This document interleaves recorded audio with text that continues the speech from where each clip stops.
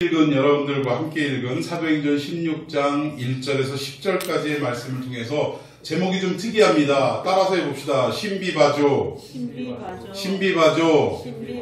이게 무슨 뜻이냐면 아귀다툼, 인정하다라는 뜻이지만 어떻게 인정했냐? 아귀다툼을 하던 끝에 인정하다 이런 뜻이에요.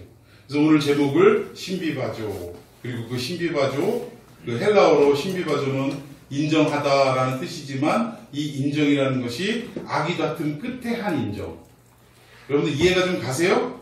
예, 이러한 제목으로 여러분들과 함께 은혜의 말씀 나누고자 합니다. 그동안 바울과 바나바 일행이 1차 선교여행을 다녀왔습니다.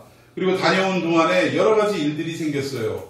교회 안에 이 안디옥 교회가 부흥했다라는 소식이 들려지고 예루살렘 쪽에서 많은 유대파 교사들이 찾아와서 정말로 부흥을 했는지 여부를 보니까 놀랍게 부흥했더라는 거예요.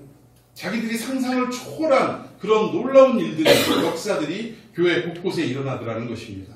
근데 가만히 그들이 주장하는 내용들을 들어보니까 오직 예수 그리스도의 십자가 보혈로만 구원을 얻을 수 있다. 그 믿음으로 구원을 얻을 수 있다라고 가르치더라는 거예요. 이 예루살렘 유대인들이 듣고서 거기다 대고 아니다, 니들이 잘못 알고 있다. 한 가지가 더 필요한데 그게 뭐냐? 할례까지 받아야 된다. 야, 구원이라는 게 그렇게 쉽게 나 믿어요 한다고 되는 일이겠냐? 거기에다가 할례까지 더해서 받아야 그래야 구원을 얻을 수 있다라고 이상한 복음을 또 가르쳤다라는 거예요. 그래서 이 복음 가르치는 것을 바울 일행이 보고 깜짝 놀래가지고 그 교사들과 다툼이 일어납니다. 아니, 예수 그리스도의 보혈을 믿는 믿음이면 충분하지 그 외에 무엇이 더 필요하단 말이냐? 할례는 웬 말이냐? 라고 다투다가 결국 어떻게 됐어요? 안디옥 교회 안에서 해결이 안 나니까 예루살렘 교회로 보내서 제1차 첫 번째로 교회가 생긴 이래로 첫 번째 종교회의가 일어났다라는 거예요.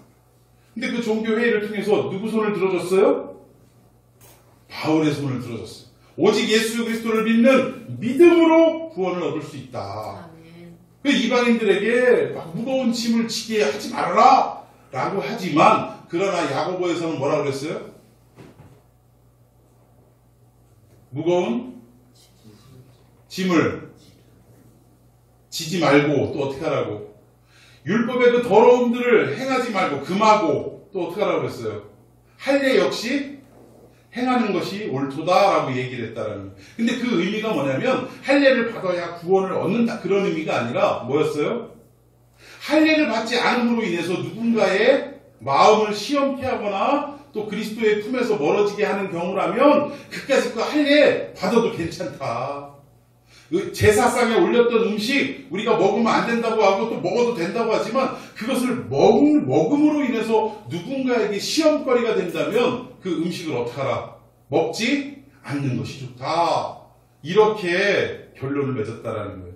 아무튼 진짜 복음은 뭐예요? 우리의 구원은 오직 예수 그리스도의 십자가 보혈을 믿는 믿음으로 가능하다. 그러나 그 외의 것은 구원과는 상관이 없으되 사람과의 관계에서 시험에 빠지지 않도록 우리가 뭐예요? 우리의 자유함을 스스로 속박하는 삶을 살아가라.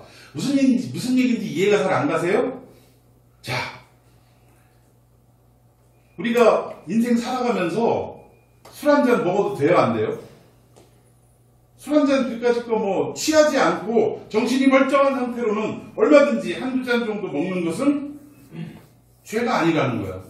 그래서 우리가 그리스도 안에서 비록 술이라 할지라도 한두 잔 정도 우리가 스스로 컨트롤할 수 있는 그 정도로 음식의 수준으로 먹는 것은 죄가 될 수 없지만 여러분 제가 어디 가가지고 식당 가서 백반 한 그릇 시켜놓고 밥을 먹다가 아줌마 여기 소주 하나 주세요 해갖고 소주를 한두 잔 거기서 마신다고 생각을 해보세요. 여러분들 마음이 어때요? 대번에 목사님이 술을 시험에 들어야 안 들어요?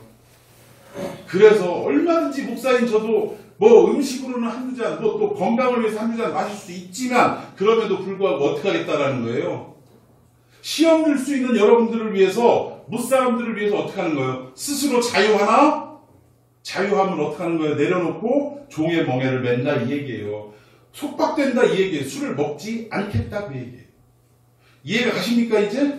여러분들이 예수 믿는 거 어디 가서 자유롭게 다 할 수 있지만, 그러나 그럼에도 불구하고 여러분들이 학교에 가서 담배 피워도 돼요. 그런데 담배 피우는 모습을 보면 다른 학생들이나 다른 누군가가 보고 뭐라 그래요? 어이, 너 교회 안 다녔냐? 교회 다니는 애가 담배를 다 피네? 그래 안 그래요?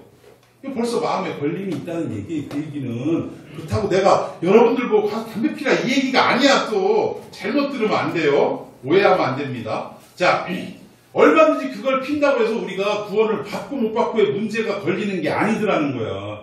그럼에도 불구하고 누군가가 내가 그런 행동을 하는 것으로 인해서 시험에 들고 마음에 걸림이 생겨서 야 이거 교회 개판이네 이런 말이 나온다면 그럼 어떻게 해요? 그 사람은 비록 아직 잘 몰라서 그런 말을 하는 거지만 그 사람을 위해서 나 스스로 어떻게 하겠다는 거예요? 담배를 피지 않겠다 그 얘기예요. 오늘 야고보의 지난 시간에 야고보의 얘기가 그런 의미라는 거예요. 결국은 신학적인 논쟁도 벌어져서 교회도 시끄러웠고 또 어떤 일이 있었어요? 2차 전도여행을 떠나려고 하는데 누구 문제로? 마가 요한의 문제로 이 마가라는 사람의 문제로 2차 전도여행을 바나바는 데리고 가자. 바울은 데려가면 안 된다. 이 문제로 바나바와 바울이 심히 다퉜다. 성경에는 심히 다퉜대요. 우리말로 표현하면 뭐야? 대판 싸운 거예요. 대판. 여러분 바나바와 바울은 교회 안에서 어떤 직분을 가진 사람입니까? 목사, 선교사 직분을 가진 사람이에요. 한 교회 안에 목사 둘이서 어떤 문제 가지고 대판 싸웠다고 해봐요. 교회가 시끄럽겠어? 안 시끄럽겠어? 시끄럽지요. 그래서 결국 어떻게 됩니까? 싸우고 끝난 게 아니라 싸움으로 인해서 선교 여행의 파트너였던 바울과 바나바가 둘이 갈라지고 말았다는. 그래서 바울은 누구를 데리고 왔어요? 실라를 데리고 가고 바나바는 마가를 데리고 가는 이런 참 이야기하기도 부끄러운 교회사가 성경 안에 기록되어 있다는. 그럼 이건 나중에 누구 손 들어줬죠? 성경은 바울의 이야기는 계속되지만 바나바는 이 이후로 성경에서 그 자취가 사라져버려요. 그럼 뭐예요? 무조건 바울처럼 살아라 그 얘기일까요? 아니라는 거예요. 지난 시간에 우리가 이 말씀을 놓고 여러 가지로 해석했을 때 이 일이 있었던 것은 바울이 잘나서 바울의 편을 들었던 것이 아니라 뭐예요? 바울을 통해서 이방을 향한 그 전도, 이방을 향한 복음 전파가 계획되어지는 하나님의 뜻 가운데 이루어지는 한 방편으로 바울의 이야기가 지속됐더라는 거예요. 여러분 바울은 어떤 사람입니까? 시민권을 어디 시민권을 가진 자예요? 로마 시민권을 가지고 있는 자예요. 실라는 또 어떤 사람입니까? 역시 로마 시민권을 가지고 있는 사람이었다는 거예요. 그럼 이 정도로 이방에 전도하기가 딱 좋은 그런 구성이 어딨냐 이거예요. 하나님은 인간의 부족함과 모자람과 부끄러움을 통해서 다투고 막 싸우고 갈라지고 삐치고 이러는 것을 통해서도 하나님의 구원의 계획을 면밀히 이루어 가시더라고요. 오늘 우리의 부족함으로 끝나는 게 아니라 우리의 연약함과 부족함을 하나님은 당신의 뜻을 이루는 대로 선하게 사용하시더라는 것입니다. 여러분 우리의 부족함과 부끄러움으로 인해 낙심하지 않고 이 부족함과 부끄러움까지도 하나님의 뜻을 위하여 사용되게 하여 주옵소서 기도하며 살아가는 여러분 되기를 예수님의 이름으로 축원해 드리겠습니다. 자 이제 드디어 16장에 들어가서 바울이 2차 선교 여행을 떠나게 됩니다. 1차 선교 여행은 그냥 뭐예요? 무대뽀로 복음을 가는 데마다 전하고 만나는 사람마다 복음 전하고 주 예수를 믿으라 막 그리하면 너와 내 집이 구원을 얻으리라 뭐 이러고 다녔다라는 거예요. 근데 2차 여행의 초점은 뭐였어요?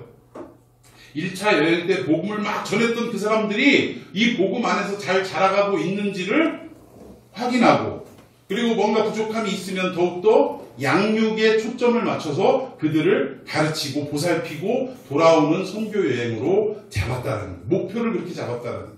그래서 드디어 어떻게 됩니까? 선교 여행을 떠나게 됩니다. 자, 우리 1절 말씀 다 같이 읽습니다. 시작.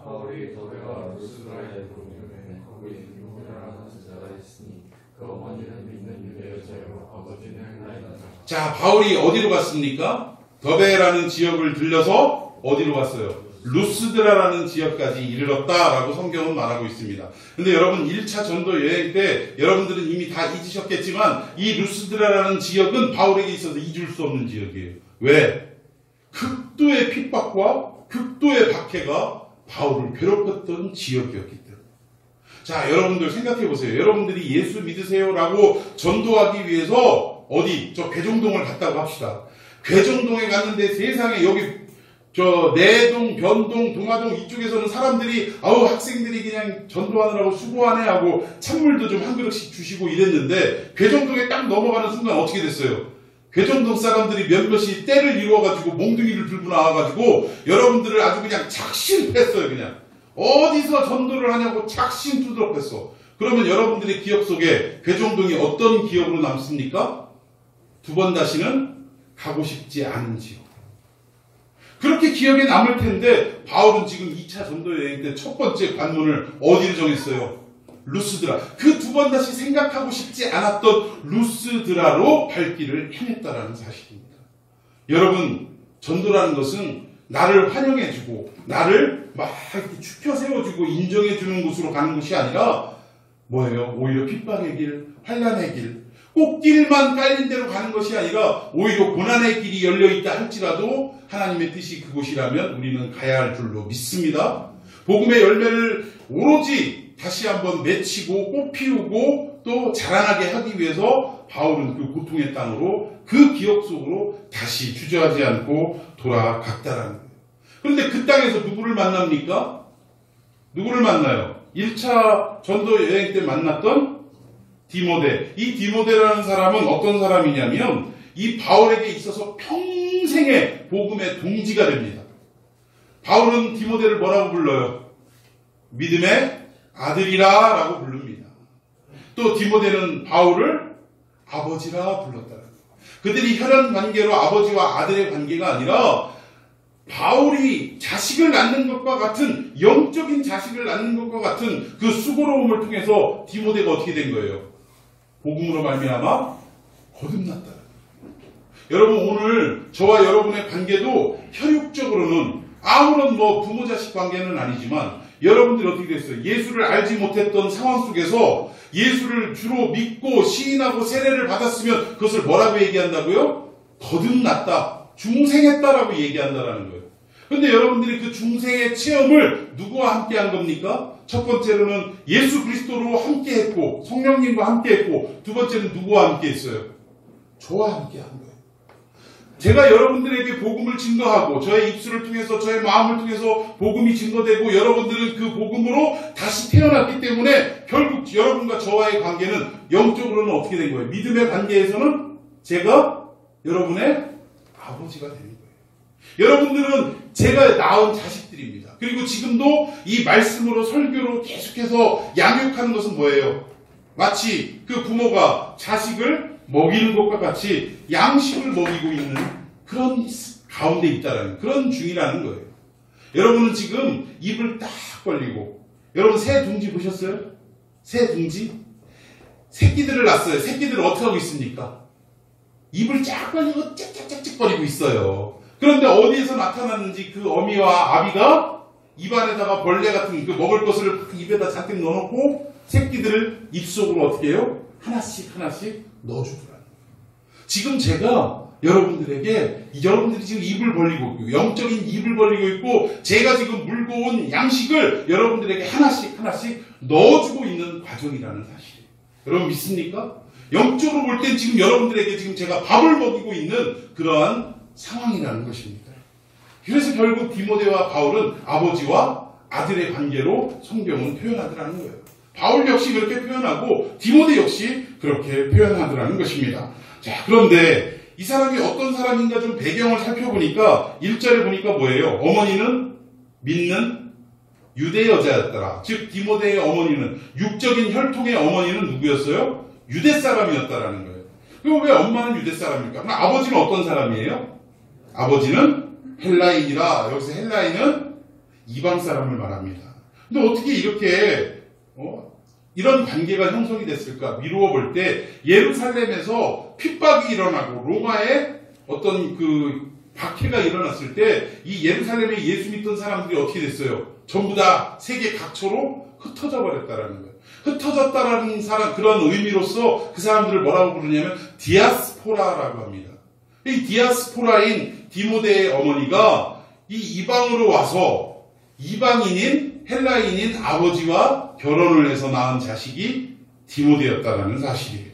그런데 결국 이 디모데는 우리식으로 말하면 호녀라, 유대인과 헬라인 사이에서 낳은 호녀라, 요즘은 호녀라라고 이야기하지 않죠? 뭐라고 얘기합니까? 다문화라고 이야기하죠. 다문화 가정의 자녀로 태어났다라는 것입니다. 그래서 결국 그 장차 바울을 만나서 바울의 참 위대한 동역자로 그가 성장하게 되더라는 거예요. 자, 이 사람의 한번 사람들이 어떻게 평가하는지를 한번 살펴보십시다. 자, 2절 시작. 자, 디모데는 루스드라에 살고 있던 사람인데 이 디모데에 대한 좋은 평판이 어디까지 퍼졌더라? 이고니온이라는 곳까지도. 그러니까 루스드라는 말할 것도 없고 그 옆 동네인 이고니온까지 소문이 긍정적인 평가가 이루어지고 있더라는 거예요. 여러분, 여기서 루스드라와 이고니온의 거리가 어느 정도 되는지 약 20km 정도 된다는 거예요. 20km. 20km면 여기서 어디 정도 될 것 같아요? 계룡시를 더 가야 돼요. 연산까지는 못 가더라도 여기서 금산까지는 못 하더라도 금산이 약 35km 되더라고. 그럼 여기서 중간까지면 복수 정도, 복수에서 좀 더 가야 될 것 같죠? 예, 복수면에서 조금 더 들어가서 상당히 먼 거리입니다. 여러분, 여기에서 이 가까운 계룡시에서 우리 박찬양이가 신앙생활 참 잘하고 있다라는 거 소문 났어요? 야, 도마동 참평학교에 가면 고등학생 중에 박찬양이라는 애가 있어. 걔 진짜 믿음이 투철한 애야. 라고 소문이 계룡시까지 20km도 안 되는 그 계룡시까지 났어요, 안 났어요? 났어요? 아멘. 아멘이 아멘. 이런 역사가 있어야 된다는 거예요. 여러분, 한국교회가 정말 잃어버려 가는 것이 뭐냐면 사람들이 나 하나님만 인정해주면 돼. 하나님만 나를 알아주면 돼 하면서 주변 사람들에게 옳은 평판을 받지 못하는 경우가 너무나 많더라는 거예요. 제가 유튜브를 잠깐 보다가 기가 막힌 카톡 내용을 봤어요. 어떤 사람 집 앞에다가 주차를 해서 이게 자기 개인 땅이라는 거야. 도로가 아니라.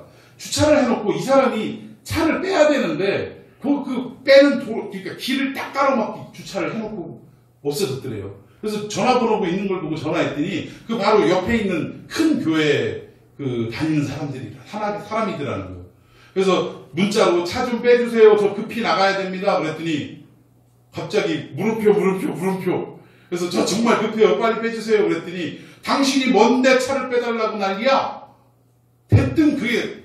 그래서 아니 저 지금 집 앞인데 제가 차가 못 나가게 지금 주차가 돼 있어서 그러니 이제 사정 좀 봐주세요. 라고 했더니 뭐라고 해요? 지금 예배 중이니까 예배 끝나면 빼줄게.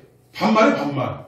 그래서 예배 언제 끝나는데요? 30분이면 돼. 지금 당장 나가야 되는데 30분을 기다리라는 그런 메시지를 보내더라는 거예요. 나중에 알고 이 땅은 국가의 땅이 아니고 시의 땅이 아니고 제 개인 소유의 땅입니다. 제 개인 소유의 땅을 지금 가로막고 계신 겁니다. 빨리 빼주세요. 그랬더니 증거대봐. 아니 이걸 어떻게 증거를 대요? 뭐라 그래? 들기부터 껴와서 보여줘야 돼? 그래가지고 만약에 정말 안 빼주실 거면 법적으로 조치하겠습니다 했더니 마음대로 해보라고 했는데 정말로 이제 견인을 시켜버린 거예요. 근데 견인한 거를 보고 한참 있다가 다시 문자가 왔는데 네 짓이냐? 아니 내가 법적으로 한다고 하지 않았느냐고. 그랬더니 막 난리를 치다가 나중에는 이 사람이 화가 나서 아니 내 개인 땅에다가 주차를 한두 번을 한 것도 아니고 왜 그 교회 사람들이 그러냐? 내가 당신 이름도 지금 카톡을 통해서 알고 전화번호도 아니까 내가 우리 집 마당 앞에다 이 대문 앞에다가 현수막을 걸어놓고 당신 전화번호 해놓고 뭐 교회가 이 땅이냐 하면서 한번 내가 현수막 걸어보겠다고. 그랬더니 그제서야 이제 자기 체면이 교회에서 아주 구겨질 것을 생각하고 미안하다고 사과하고 이해하라고 막 이러면서 태도가 돌변하는 내용이었어요. 여러분, 우리가 예수 믿는다고 하면서 많은 사람들에게, 우리 주변 사람들에게 좋은 평판을 받아야 할진데 우리는 세상에서 막 내가 예수 믿는 사람이고 교회 다니는 사람인 걸 모르는 상황 속에서는 안 믿는 사람보다 더한 행동을 하면서 살아가는 게 우리 모습 아닙니까? 근데 오늘 여기에 디모데는 어땠어요? 저 멀리 20km나 떨어져 있는 이고니온까지 좋은 평판을 받은 사람이었더라. 할렐루야.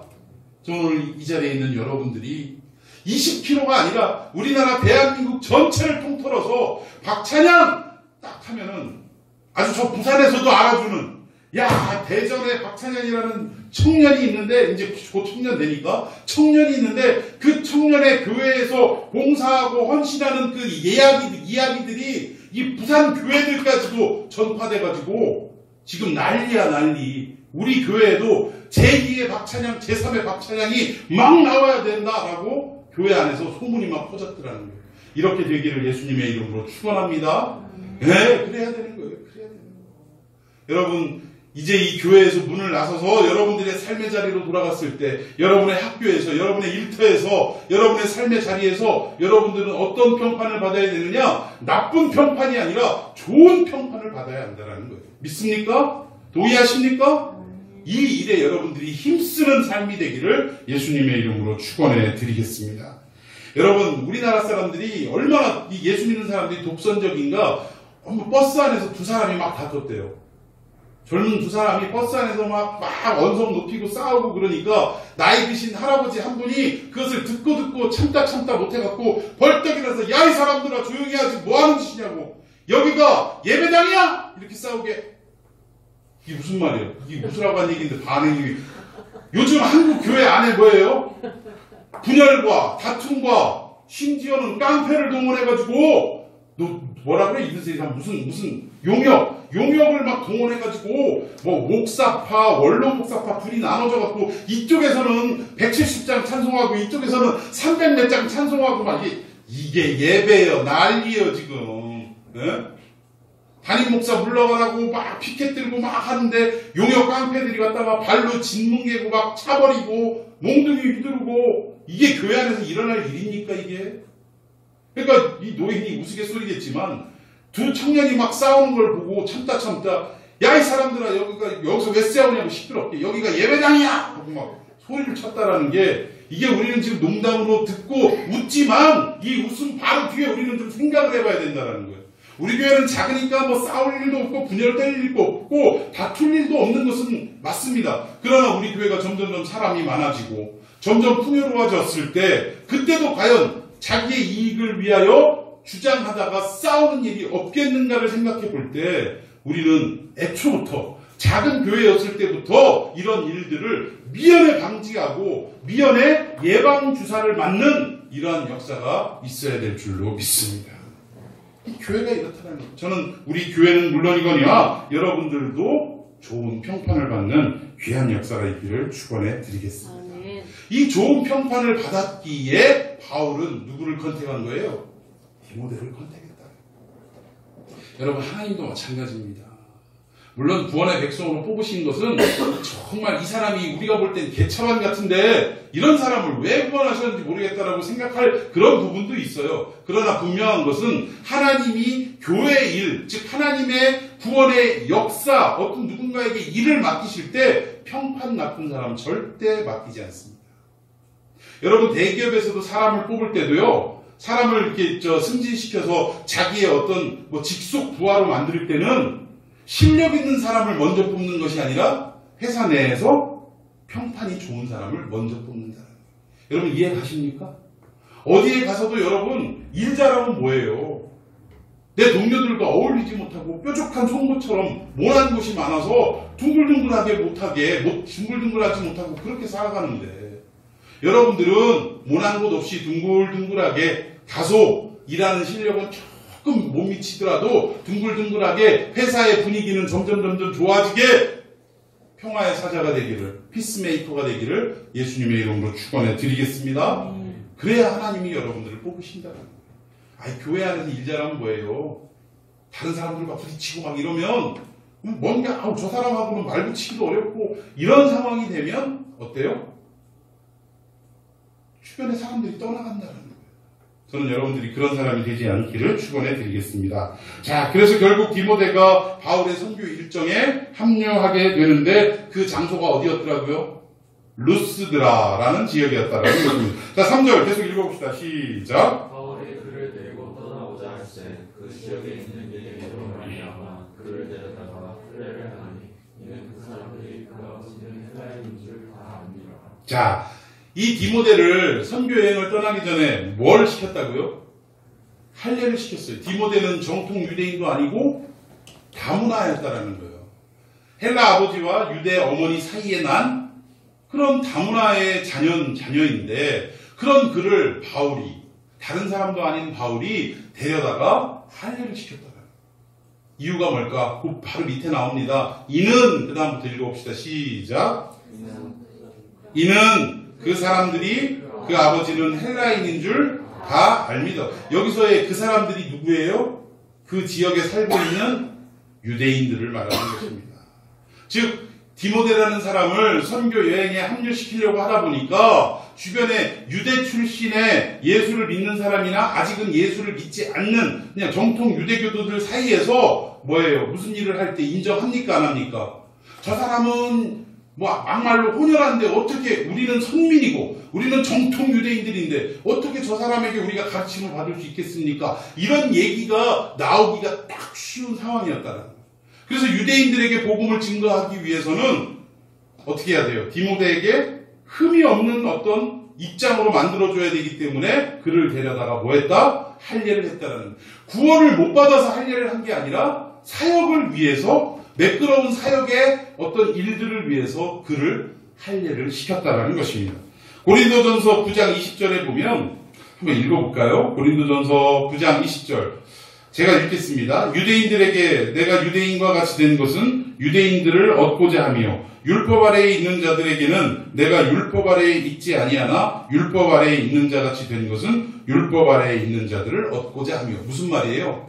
내가 유대인들을 얻기 위해서 유대인처럼 할례를 행하고 또 율법 아래 똑같은 얘기입니다만 다른 표현이에요. 율법 아래에 있는 자들이 뭐 유대인들이지 뭐. 율법 아래에 있는 자들을 내가 얻기 위해서 그리스도인으로 개종시키기 위해서는 먼저 어떻게 해야 돼요? 내가 그 사람처럼 되겠다 그 얘기입니다. 한번 생각해 보십시다. 우리가 예를 들어서 중국이라는 나라 그 중국이라는 나라에가 뭐 좀 더 먼 나라로 해볼까요? 아프리카의 그 미개 종족에게 복음을 증거하러 갔다고 생각해 봅시다. 자, 그래서 그 사람들은 다 생활 습관이 어떻게 됐냐면 그냥 팬티만 입고 다니고 윗도리는 다 벗고 다녀요. 그런데 그 사람들의 삶의 자리 안으로 들어가서 복음을 증거하겠다는 사람이 전부 옷을 딱 저같이 양복을 딱 빼입고 넥타이 딱 매고 이러고 가서 그 사람들에게 복음을 증거하려고 하면 이질감 때문에 되겠어요? 안 되겠어요? 안 된다라는 거예요. 그때는 어떡합니까? 그들과 똑같은 문화와 그들과의 똑같은 전통 속으로 내가 들어가야 된다는 거예요.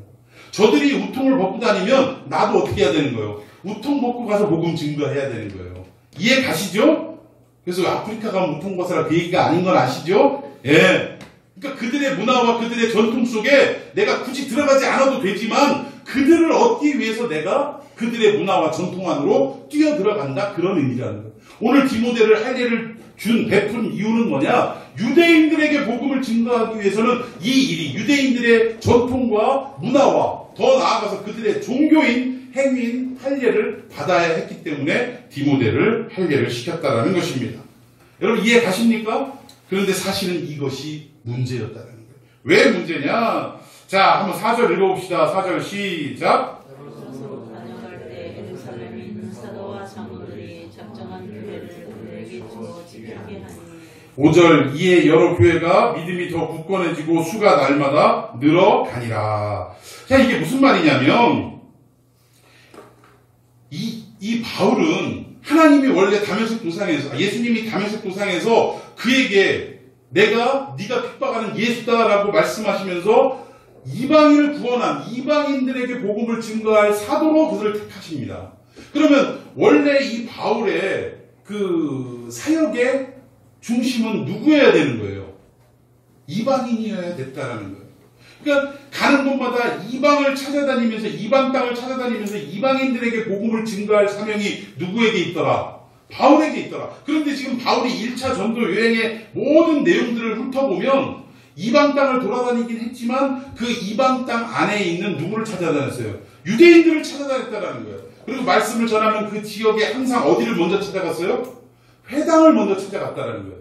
이 회당이라는 것은 유대인들이 타 지역에 살면서 예루살렘 성전까지 올 수가 없으니까 남자 10명만 있으면 뭐부터 짓더라?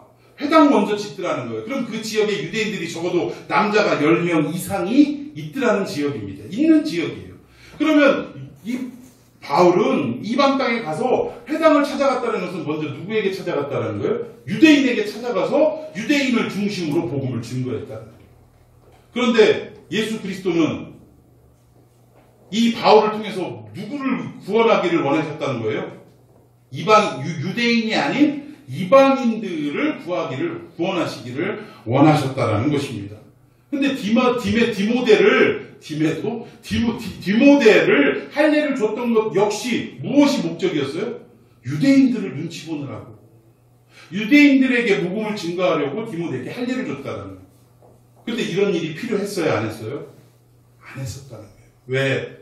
바울은 디모데를 데리고 어디로 갔어야 되냐? 이방 땅에 있는 이방인들에게, 디모데가 할례를 받든 안 받든 상관없이 이방인들에게 가서 복음을 증거하는 사역을 감당했어야 한다는 것입니다. 그러니까 뭔가 이게 문제가 있는 거예요. 그런데 이렇게 하나님의 의도와 예수 그리스도의 의도와 바울의 사역은 뭐예요? 상충되더라는 거예요. 하나님은 이방 땅으로, 그것도 이방인들에게 복음을 증거하라 그랬는데 바울은 이방 땅으로 가는 건 맞지만 이방 땅 안에서 누구에게? 유대인들에게 복음을 증거하더라는 거예요. 그런데 일이 안 되면, 만약에 바울의 이 전하는 복음의 일이 사역이 안 됐으면 어떻게 했을까? 빨리 접고 그리고 이방인들에게 복음이 증거됐을 거예요. 근데 문제는 뭐야? 가는 데마다, 만나는 사람마다 복음을 영접하고 부흥의 역사가 막 일어났다라는 거예요. 자, 6절 한번 봅시다. 자, 6절 시작. 성령이 아시아에서 말씀을 전하지 못하게 하시지만 그들이 불기아와 갈라디아 땅으로 가니라. 자, 성령께서 아시아 땅으로 계속 사람들을 만날 때마다 가는 곳마다 부흥의 역사가 일어나고 많은 사람들이 예수 그리스도 앞으로 돌아오는 역사가 막 일어나니까 이걸 뭐라고 그래요? 우리 교회에서는 부흥이라고 합니다. 부흥의 역사가 막 일어나니까 바울은 어떻게 해요? 이거야말로 하나님의 뜻이다. 하나님이 우리에게 주신 사역이다 라고 착각하고 가는 데마다 막 전진의 역사를 통해서 부흥을 막 일으켰다라는 거예요. 그런데 그것을 보다 못한 성령께서 어떻게 하셨다고요? 아시아에서는 말씀을 전하지 못하게 하셨다. 그런데도 불구하고 바울은 부르기아와 갈라디아 땅으로 갔다. 여기도 아시아예요. 성령께서 아시아에서 말씀을 전하지 못하게 했는데도 불구하고 또 아시아 지역으로 막 계속 갔어. 왜 그랬을까? 잘 되니까. 여러분 이해가 가세요? 바울은요, 잘 되니까 이게 나의 사역이고 하나님이 내게 주신 사명이다라고 생각하고 이 일에 목숨 걸고 달려갔더라는 거예요. 그런데 정작 성령께서는 뭐예요? 그것을 전하지 못하도록 막으셨다라는 것입니다. 뿐만 아니라, 자, 계속 읽어봅시다. 7절 시작.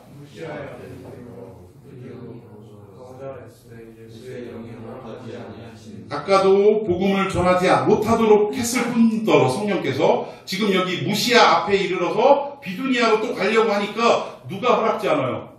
예수의 영은 무슨 영? 성령. 아까도 말씀을 전하지 못하게 하셨을 뿐더러 지금에 와서도 또 성령께서 비두니아로 가려는 것을 막더라고요. 이 길을. 2번씩이나 막았어요. 이건 뭐예요 이게? 하나님이 2번을 막으셨다는 것은 하나님의 마음에 확정하셨다는 거예요. 내가 2번 얘기했으니까 더 이상 얘기하지 마라. 나 마음 붙였어. 그 얘기예요.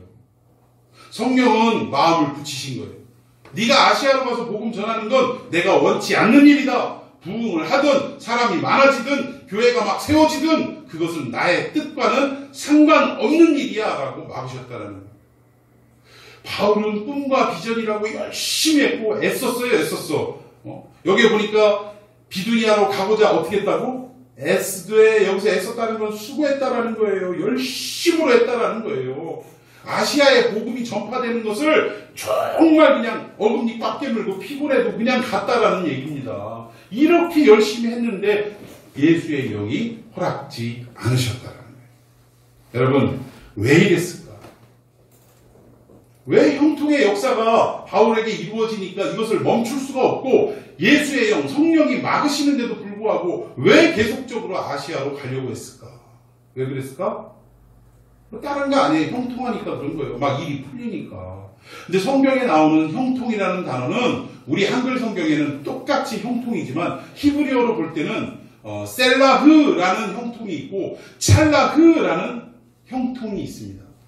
이게 어떤 의미냐면 셀라흐는 누구 입장에서의 일이 잘 됨을 얘기하냐? 인간의 입장에서 일이 잘 되는 걸 형통이라고 얘기해요. 셀라흐라고 얘기해요. 그런데 하나님의 입장에서의 일이 잘 되는 것을 뭐라고 하냐? 찰라흐라고 합니다. 이 찰라흐라는 형통의 단어가 어디에 쓰여졌냐면 창세기에 쓰여져 있다는 거예요. 창세기 38장에 보면 요셉이 형들에게 의해서 노예로 팔려가서 어디로 갑니까? 보디발 장군의 집으로 팔려 들어가요. 그런데 이것을 뭐라고 표현하고 있냐? 하나님 여호와께서 요셉을 형통케 하심으로.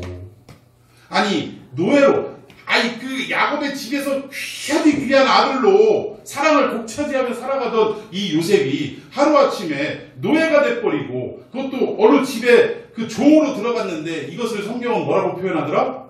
형통하더라. 그리고 심지어는 억울하게 누명을 쓰고 감옥에 갇혔는데 간수장이 그를 잘 보고 그 안에서도 뭐 좀 편한 일을 할 수 있도록 선처를 해줬나 봐요. 근데 그 내용을 보면서 뭐라고 하냐면 여호와께서 요셉을 형통케 하시고. 우리 인간적으로 볼 때는 노예가 된 게 형통한 거예요? 감옥에 억울하게 갇힌 것이 형통한 겁니까? 그렇지 않다. 그런데도 불구하고 하나님의 입장에서는 이 요셉의 행보가 형통하다라고 인정하셨다는 거예요. 왜 그렇습니까? 요셉이 노예로 팔려가야 이스라엘 백성을 살릴 수가 있었고, 아멘?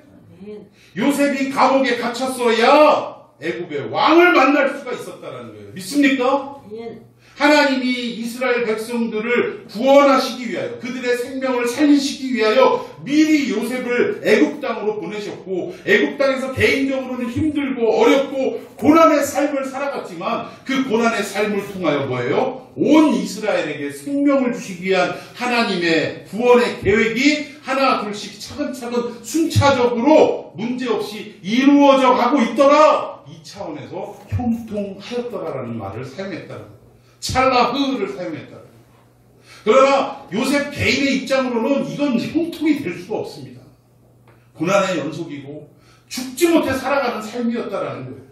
여러분 이해가 가십니까? 근데 오늘 여기 바울에게 있어서 아시아로 막 전진하고 성령은 가지 마라 하시는데도 끝까지 갔던 것은 형통했기 때문인데 여기에 형통은 뭐예요? 비록 교회가 세워지고 막 이거 영적인 일 같고 하나님이 하시는 일 같이 여겨지지만 하나님의 뜻과 하나님의 꿈과 하나님의 비전과는 충돌되어지는 맞지 않는 그런 일들이라는 거예요. 이거는 바울의 입장에서 인간의 입장에서의 형통 셀라흐라는 사실입니다. 여러분 이것을 우리가 잘 알아야 된다는 거예요. 그래서 결국 무시아 앞에까지 내려가서 이 무시아에서 비두니아로 가려고 했는데 이 비두니아에서 어디로 갑니까? 자, 8절 한번 읽어봅시다. 시작. 무시아를 지나 드로아로 내려갔다라는 거예요. 이 드로아에서 드디어 하나님이 2번이나 막으시고 가지 마라 했는데 말을 안 듣고 가니까 이 드로아라는 지역에 와서 드디어 어떤 역사가 일어나냐면 그 유명한 바울의 마게도냐 환상을 보게 된다. 이 드로아라는 지역에 딱 갔을 때 그날 밤에 환상이 그에게 보여지는데 환상의 내용이 뭐예요? 자, 9절 봅시다. 시작. 밤에 환상이 바울에게 보이니 마게도냐 사람 하나가 서서 그에게 청하여 이르되 마게도냐로 건너와서 우리를 도우라 하거늘.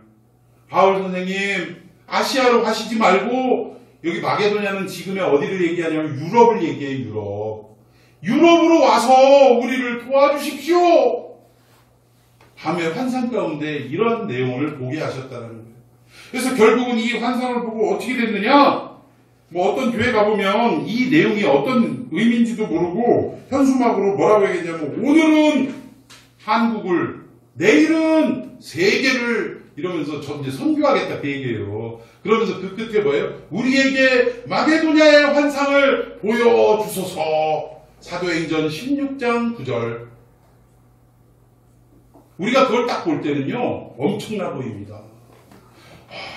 오늘은 이 우리나라를 복음화시키고 내일은 전 세계를 향하여 달려가기를 원하는 이 교회의 비전, 꿈, 그러면서 마게도냐의 환상을 보게 해달라고 하는 저들의 기도가 대단해 보이더라는 거예요. 그런데 이 성경의 본 의미를, 진의를 우리가 알게 되면 그런 기도를 할 수가 없을 거라는 거예요. 여러분, 우리도 수련회 때 뭐 그런 경험 있는지 모르겠어요. 수련회 가가지고 갑자기 그러잖아. 막 선교단체에서 애들 찬양하고 막 풍성기도 해갖고 눈물 콧물 범벅으로 만들어 놓고 막 그러다가 하나님은 여러분들을 선교사로 부르신 줄로 믿습니다. 오늘 여러분들이 나중에 커서 선교사로 헌신하실 분이 계시다면, 오늘 결단하신 분이 있다면 그 자리에서 일어나 주시기를 바랍니다. 그러면 슬그머니 막 일어나요. 왜? 지금 가슴에 불이 붙었거든. 은혜 받아가지고 성령 충만해가지고 막 찬양하면서 울고 기도하면서 막 소리를 고래고래 지르면서 내를 하나님께 드립니다 막 이러면서 난리가 났거든. 그거 막 선교사가 되기를 원하는 분 손 들어보시기 바랍니다. 탁 일어나요. 그 일어난 애들 보고 바울이 마게도냐 환상을 보고 유럽으로 달려갔던 것처럼 오늘 이 밤에 마게도냐의 환상을 우리에게 보여달라고 기도하겠습니다. 주여 하고 막 마게도냐의 환상을 우리에게 보여줬어. 그런 경험 있는 사람 손 들어봐요. 그런 경험을 한 것을 본 사람 손 들어봐요. 본 사람이 있네. 그런 기도할 때 옆에서 뭐 했어? 뜨겁게 그 은혜 받고 같이 기도해야지 뭐 했냐고. 그런데 자, 이 내용을 한번 살펴보도록 하겠습니다. 이게 어떤 내용이냐면, 자, 하나님께서 일찍이 2번이나 말씀으로 아시아 지역으로 가지 못하도록 바울을 막으셨어요. 그리고 그 이전에 바울은 하나님이 보여주셨던 모든 사역의 일정들을 통해서, 사역의 역사들을 통해서 내가 갈 길이 유대인이 아니고 아시아가 아니고 유럽이라는 거, 마게도냐 지역이라는 것을 이미 깨달았어야 된다는 거예요. 왜? 자, 보십시다.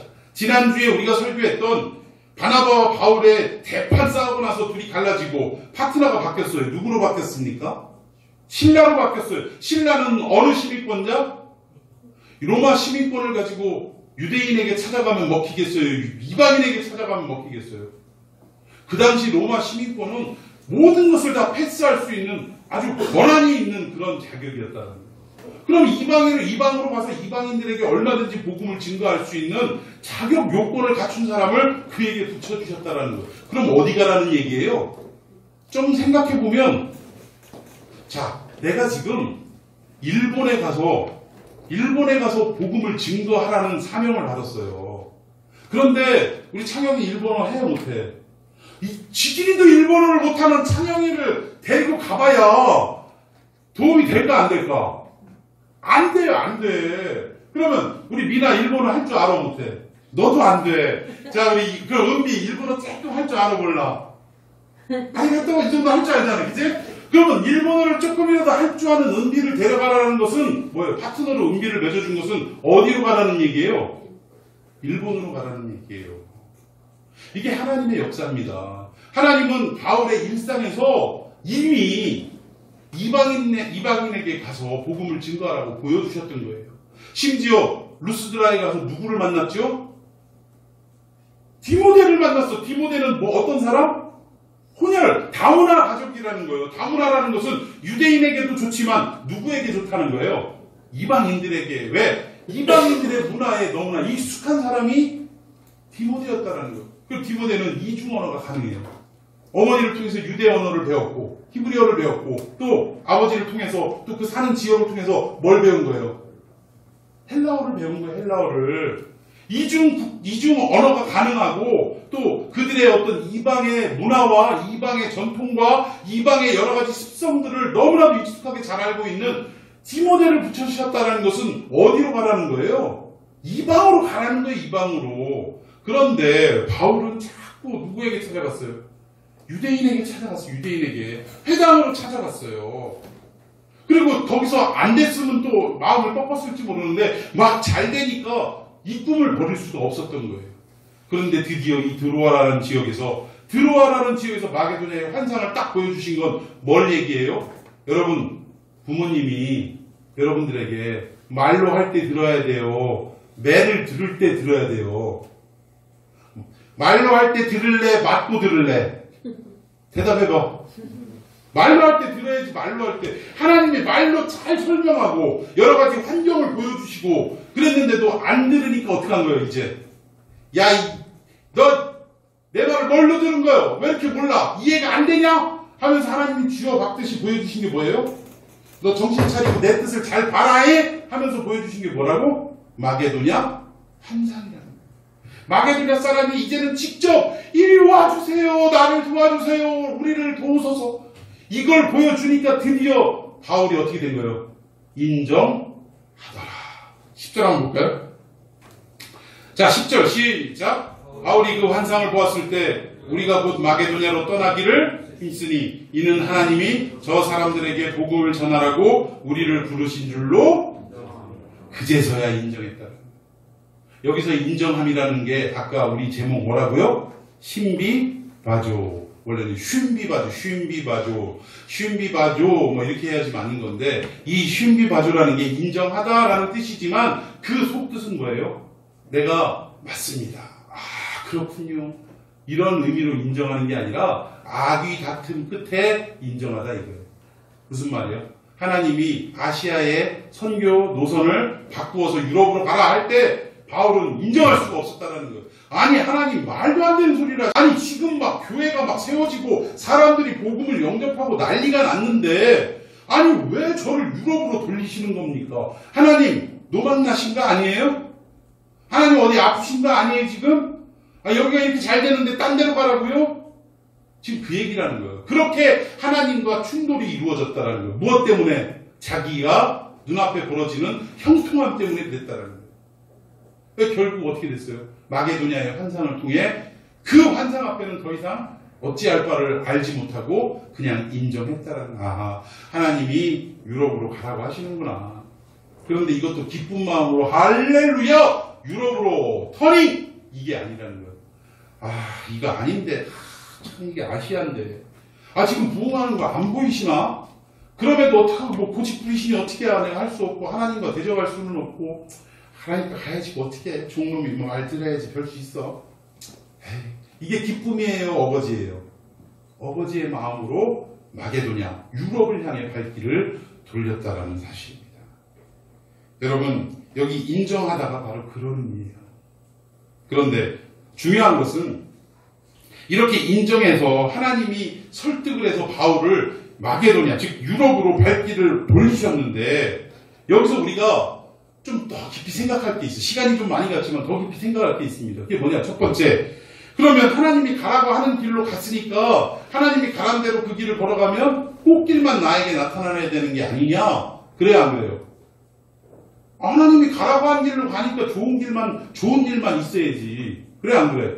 우리는 그렇게 생각할 때가 너무나 많다라는 거예요. 그런데 하나님이 가라 하신 그 길을 가더라도 어떤 일이 있더라? 고난과 역경과 환난의 길이 기다리고 있더라는 거예요.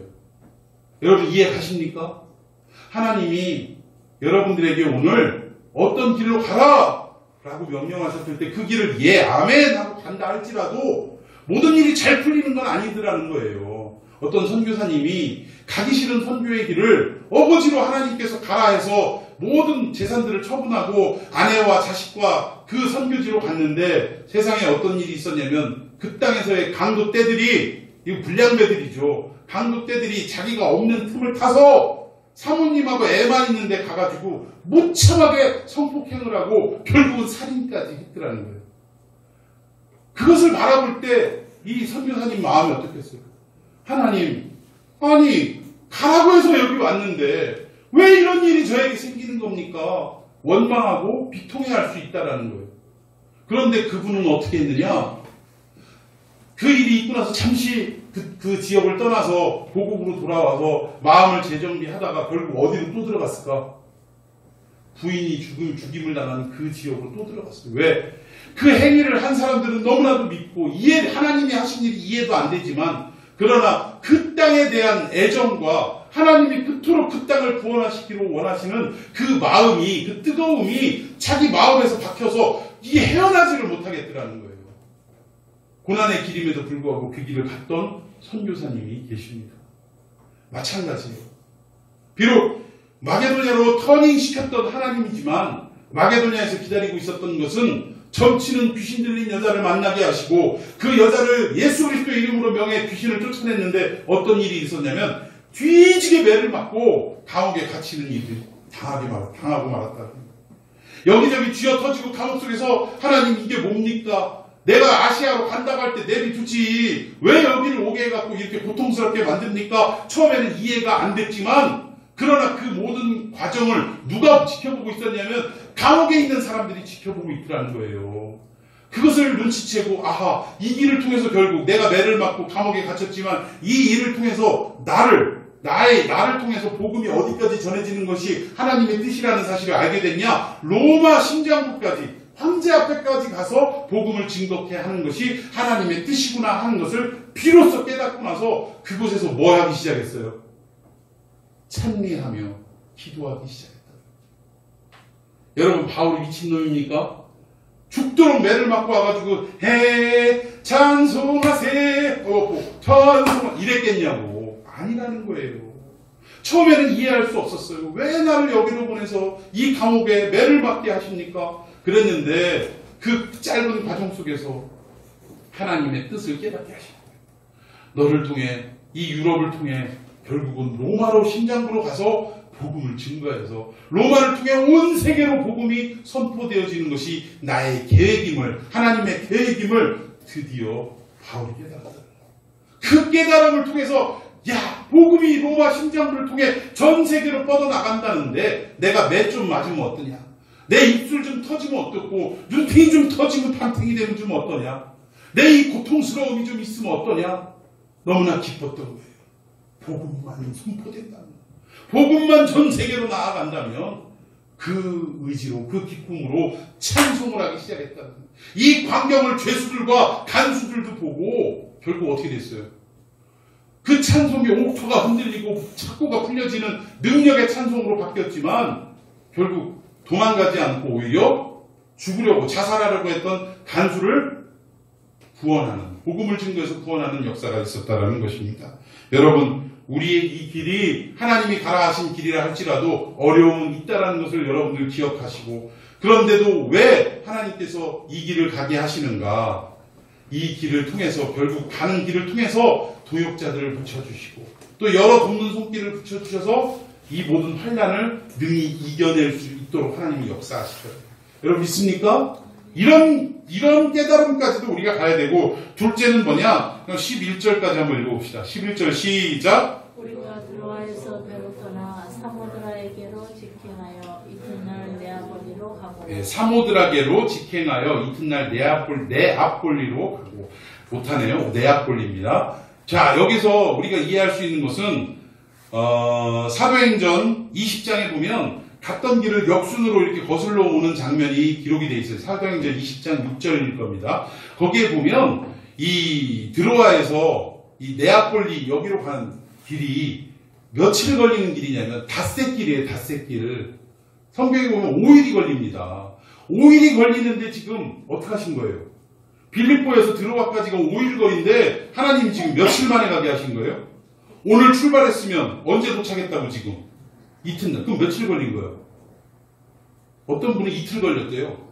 오늘 출발해서 내일 도착했으면 하루 걸린 거야. 하루 만에 그 길에 도착하게 하셨다라는 거예요. 그리고 네아폴리에 도착해서 빌립보까지 걸어가는 육로까지 하루를 해서 이틀 정도를 걸렸겠죠. 그럼 이틀 정도 원래는 닷새 만에 갈 수 있는 길을 이틀에 걸렸다는 것은 뭘 의미합니까? 하나님이 순풍을, 배를 타고 갈 때 순풍을 부르셔서 어떻게 하신 거예요? 그냥 배가 날아가게 만드신 거예요. 날아가게. 그 당시에는 돛배였잖아요. 돛배. 바람을 순풍으로 그냥 꼬리에서부터 부는 바람이 얼마나 셌는지 5일이 걸릴 길을 이틀 만에 걸어가게, 도착하게 하셨다라는 것입니다. 여러분, 이것을 보면 무엇을 알 수 있느냐? 그만큼 이 유럽 땅을 향한 하나님의 마음이 급하셨다. 여러분, 이 하나님의 마음이 여러분의 마음이 되어야 될 줄로 믿습니다. 우리 주변의 형제 자매, 학교의 친구들, 내 이웃 사람들, 그들을 증거하고 복음을 증거하고 또 그 복음 증거를 통해서 예수 그리스도를 구주로 영접하게 하는 일이 하나님 지금 급하시더라고요. 그 급함을 누구를 통해서 하시더라? 저와 여러분들을 통해서 하시더라는 사실입니다. 여러분, 여기까지 우리가 깨달아야 된다는 것입니다. 마지막 하나가 그렇다면 바울 아니면 이거 안 될까? 바울 아니면 될까 안 될까? 어떤 분은 그런 분이 있더라고요. 아유, 하나님 나 잘되게 해주셔야지 나 안 돼갖고 결국 내가 교회 안에서 하나님 품에서 떠나가면 내 손해요? 하나님 손해지? 이렇게 말하는 사람을 제가 들었어요. 그것도 신학생이. 야, 참 진짜 저보다 나이가 한참 많으셨던 분이라 그때는 20대 때고 뭐라고 진짜 하고 싶은데 뭐라고 못했어요. 어른이라. 근데 요즘 같으면 했을 거야. 야, 하나님이 니까짓 거 하나 없다고 하나님 구원 계획이 무너지냐? 바울 하나 없다고 해서 하나님 구원 계획 무너져요? 안 무너져요? 안 무너집니다. 바울 없으면 바울 같은 애들 하나 더 데리고 오시면 되는 거예요. 무슨 말인지 이해 가십니까? 그런데도 불구하고 바울을 끝까지 설득하고 성령이 길을 막으시고 마게도냐 환상까지 보이셔서 이 일을 감당하게 하시더라는 거예요. 왜일까? 이유는 하나예요. 바울을 사랑하시니까. 아멘. 여러분, 우리가 사랑하는 사람과 함께 있을 때, 예를 들어서 여러분들이 사랑하는 사람과 동행하지 못하고 누구 다른 사람들과 가가지고 맛집에 갔어. 맛집. 오늘 오다 보니까 아까 개정동에 뭐가 있다고? 그치. 대하 무한리필이 있다고 막 그러더라고. 대하 무한리필이 1인당 27,000원이래요. 막 이러면서 얼마나 먹어야 되는 거예요? 막 이러면서 얘기하는데, 그걸 갔다고 칩시다. 대하 무한리필 27,000원짜리 먹었어요. 그런데 먹으면서 누구 생각나? 누구 생각나? 사랑하는 사람 생각나는 거예요. 엄마들은 어디 가갖고 집에서 맨날 애들이 먹다 남은 찌끄리기 먹다가 한번 갯날이 와가지고 맛있는 데를 가가지고 막 먹는데 이 엄마들은 어때요? 못 먹는 거예요. 못 먹는 거. 왜? 자식들 못 먹는 집안의 엄마들은 그렇더라는 거예요. 자식들 못 먹는 게 가슴 아파갖고 못 먹는 거예요. 그럼 그런 거 보면 엄마한테 짜증 나요? 안 나요? 엄마라도 실컷 먹고 오지 막 우리는 그러잖아. 근데 어쨌든 그걸 딱 맛보고 와가지고 맛보면서 느끼는 게 뭐예요? 아, 다음번에는 내가 가족들과 사랑하는 사람과 함께 여기를 와야겠다. 그런 생각 들어요? 안 들어요? 아우, 나 사랑하는 사람한테 절대 얘기 안 해야지. 1인당 27,000원이니까 나 혼자만 살짝 갔다 가야지. 그런 놈 있어 없어? 없어요. 데려가고 싶은 거야. 데려가고 싶은 거야. 맛보여주고 싶고. 내가 동해 안에 막 그 멋진 바닷가 일출을 딱 구경을 했어. 너무 장관이야. 해가 떠오르는 장면이. 그러면 혼자서 그걸 봤다고 했을 때 다른 사람들과 함께 어울려서 그것을 봤다 할 때 그 떠오르는 광경을 보면서 뭐가 생각나? 다음번에는 사랑하는 사람과 꼭 함께 가야지. 생각나요? 안 나요? 생각나는 거야. 하나님도 우리를 향해 그렇다는 거예요. 우리 없이도 얼마든지 구원의 역사를 일으킬 수 있는 분이시지만 우리를 사랑하시기에 우리와 함께하기를 원하신다는 사실입니다. 믿습니까? 좋은 광경이 떠오르는데 결혼한 남자들 같으면, 애인이 있는 남자들 같으면 그 좋은 광경, 맛있는 음식 먹으면서 누가 떠올라야 돼요? 집에 있는 부인과 자식들이 떠올라야 되고, 또 연애하는 사람들은 내 사랑하는 연인이 떠올라야 되는 거예요. 괜히 미스김이 떠오르면 안 되는 거예요. 그건. 그래 안 그래요? 이건 잘못된 거예요.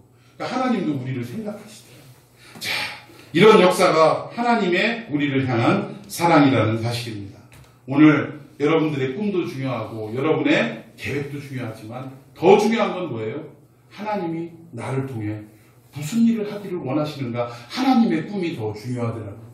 근데 우리는 하나님의 꿈과는 상관없이 우리의 꿈을 주장하며 항상 하나님의 꿈과 충돌을 일으키더라는 것입니다.